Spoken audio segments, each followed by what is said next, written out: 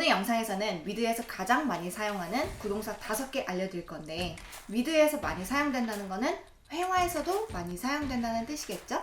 자, 그런데 이게 생각보다 쉽지가 않아요. 왜냐면 한 구동사가 한 가지 뜻만 갖고 있지 않아요. 그리고 그 의미들을 안다고 해도 문장으로 보고 문장으로 연습하지 않으면 배워도 제대로 사용할 수 없는 거죠. 이게 쉬웠다면 그냥 구동사 리스트를 받아서 보고 외우면 되겠죠. Wrong!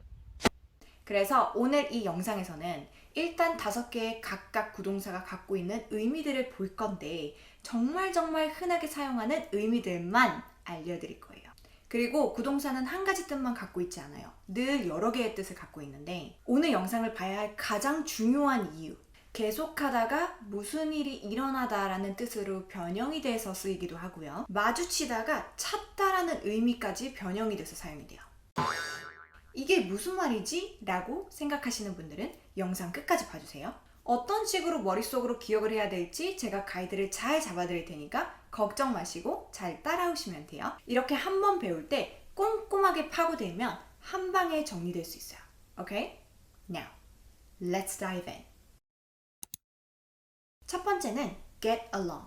자, 우선 get과 along 쪼개서 한번 볼게요. get은 얻다라는 의미를 갖고 있잖아요. along은 뭐뭇을 따라서 쭉 앞으로 가다 이런 의미를 갖고 있어요. You get along? You get along? 그래서 제가 알려드리고 싶은 첫 번째 의미는 잘 지내다, 사이좋게 지내다 이런 의미예요. I've only known her for 2 months, but we really get along well. I hope I get along with everyone. They're very nice and easy to get along with. 자, 이 문장들을 보시면 다 잘 지내다, 친하게 지내다 이런 의미들을 갖고 있죠. get along 이 자체만 사용하셔도 상관없고 get along well, get along great 이렇게도 응용을 하실 수 있어요. 자, get along의 두 번째 의미는 어떤 목표를 향해서 앞으로 나아가는 거예요. 그러니까 무언가를 발전하는 거죠. How are you getting along with your English? How did you get along in your driving test? I couldn't get along without you. 제가 아까도 말씀드렸던 것처럼 along은 앞으로 전진해서 나아가는 거니까 실력적으로나 무언가를 열심히 노력을 해서 그 실력이 나아가고 더 나아지고 더 발전을 한다. 이런 의미라고 생각하시면 돼요. 자, 두 번째는 get over예요.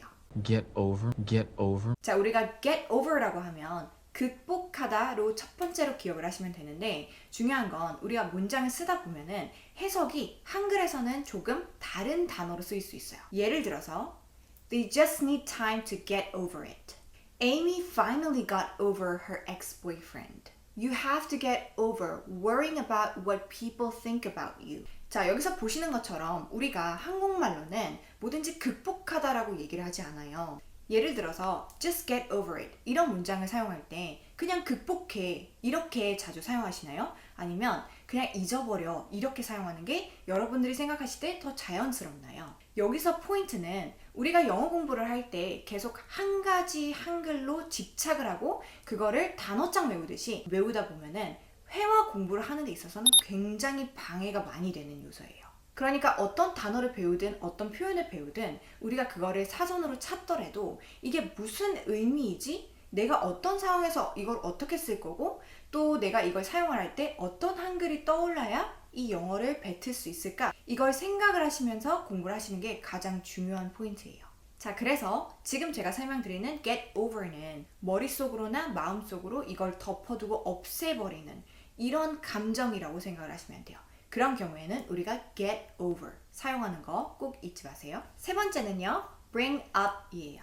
Bring that up. Bring that up. bring up을 쪼개서 보시면 bring, 가져오다가 되겠죠? 그리고 up은 위예요. 그래서 첫 번째 의미로는 키우다 또는 가르치다 이런 의미를 갖고 있어요. She brought up her children just the same way her mother did. My grandparents brought me up because my parents were always busy working. 그녀는 키웠다니까 she brought up. 할머니, 할아버지가 키웠다니까 my grandparents brought up. 이렇게 그냥 사용을 하시면 되고 bring up의 두 번째 의미로는 옛날 이야기를 꺼내다 라고 생각하시면 돼요. bring, 가져오다, up, 위로. 그래서 옛날 이야기를 끌어올려서 얘기를 한다 라고 생각을 하시면 되겠죠. I shouldn't have brought it up. What? You brought it up. You're the one who brought it up.